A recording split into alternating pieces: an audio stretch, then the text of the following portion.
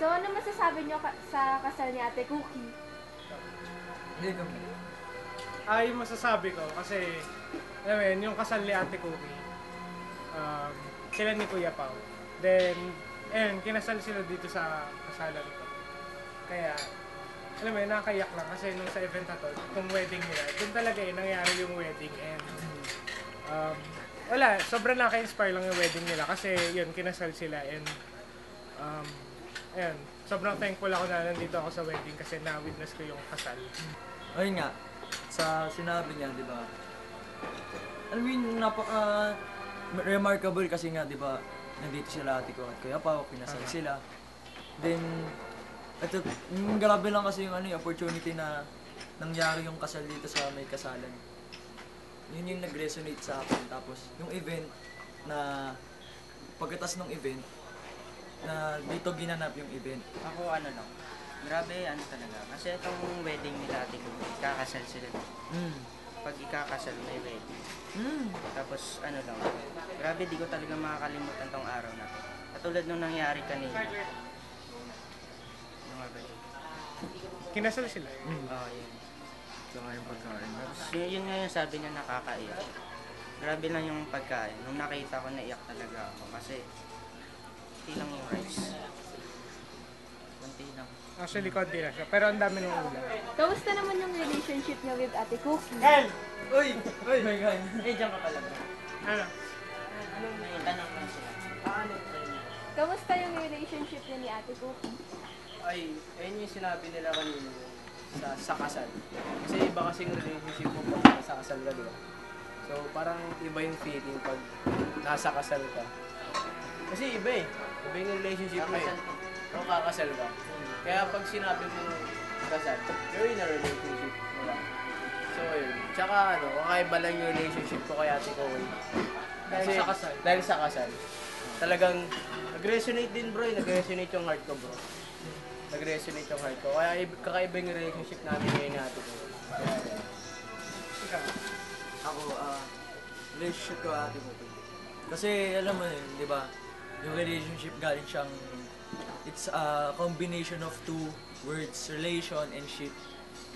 Pag naisip ko yung relationship ko kay Ate Cookie, ano mo yun, parang kakaiba na na relation tapos may ship.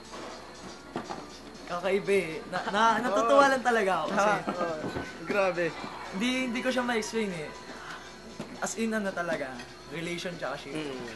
So, ayun, tapos dinagdagan mo pa ng relationship with Cookie. So, nagiging masarap. Is intense talaga. So, kudos talaga kay Ate Cookie. And kay, syempre, Kuya Pao din. Dahil nga relationship, it's a combination of two words. Kaya, ayun. Eh, sa akin naman, parang, yun nga, relationship mo. Parang sa akin, ship yung isa. Parang chef. Okay. Yung sa akin kasi, relation chef.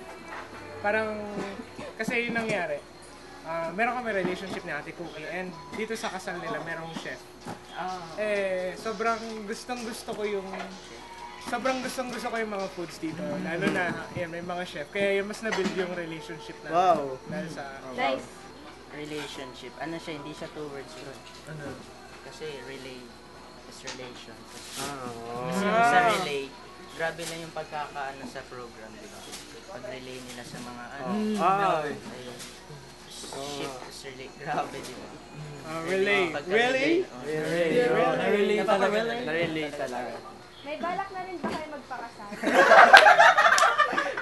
Siyempre ka muna eh. Ikaw muna. Hindi siya muna. Hindi, ikaw yung pogi. Hindi, bala ko na ba magpakasal? Kung depende pa kasi. Pinag-pray kasi yan, and then pinagpa-fast. Siyempre, Hindi mabilis. hindi mabilis. Kahit hindi fast. Kaya kailangan i-fast. Kaya, alam mo yun, parang pinapaubaya ko na lang sa kanya yung relationship ko. At saka kasi, I love plants. Grabe strong. Yung mga halaman, lalo na yung sampagita. Anong connection nun sa sinabi ko? Kasi yung sampagita, it's white. Mabango. And mabango siya. It signifies purity. Sa akin naman, kasi yung word na kasalan, yun. Dinibate ko siya sa dalawa eh. Parang yung ka, sa kasal. So, kaw, dasal. So, kailangan mo muna magdasal. Galing. So, yun talaga. Kailangan mo muna makipag-usap kay God. Diba? Kasi, syempre, ayaw mo naman maging unfair sa babae yung papakasalan mo, diba? Ako, kung tatanungin mo ako, kung gusto ko magpakasal, ngayon, hindi muna eh.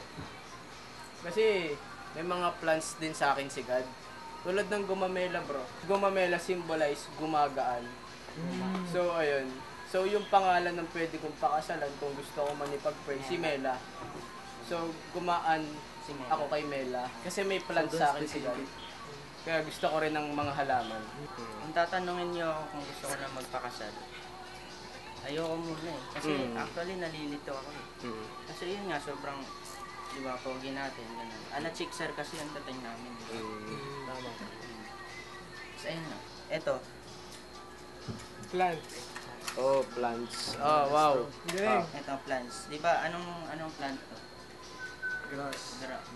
Di ba, tumutubo na lang siya ng kanto. Saka yung babaeng pakakasalan ko, tutubo din siya ng Oh. lupa. So kung papakasal ako, Papatubo ka. dilig muna. Oh, dilig. Oh, tama. Baka, So, ano yung message nyo kay Ate Cookie? Sa akin, maraming salamat kasi na-invite ako dito. Na-invite ako sa kasal mo, Ate Cookie, and ayun lang, na-appreciate ko yung pag-invite mo sa akin. Sobrang na-appreciate ko yung pag-invite mo. Kasi kung di mo ako in-invite, hindi ko rin siya ma-appreciate. ayun lang, sobrang thank you lang din kay Ate Cookie. Kasi, ayun nga.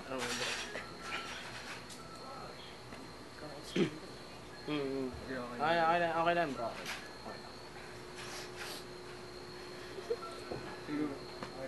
Kasi ayun nga, na-invite din ako.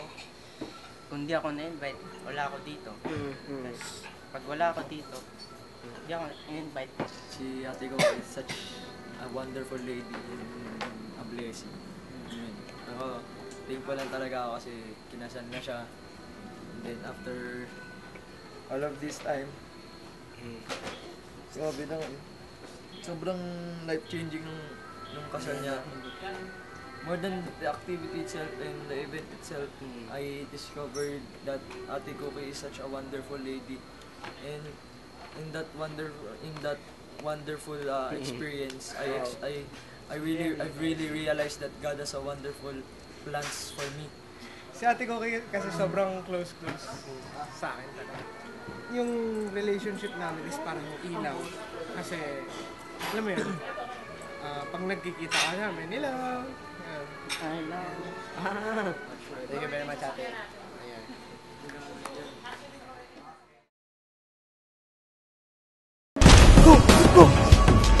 Let's go! Alam niyo ba ako ng floor?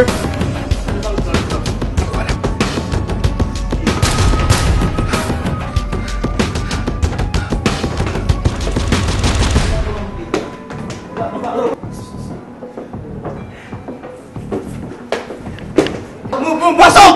Move! To! Dahil naman! Buksan mo! Grabe! Ayan, yan! May tubig! Grabe! May tubig! Tara! Tubig!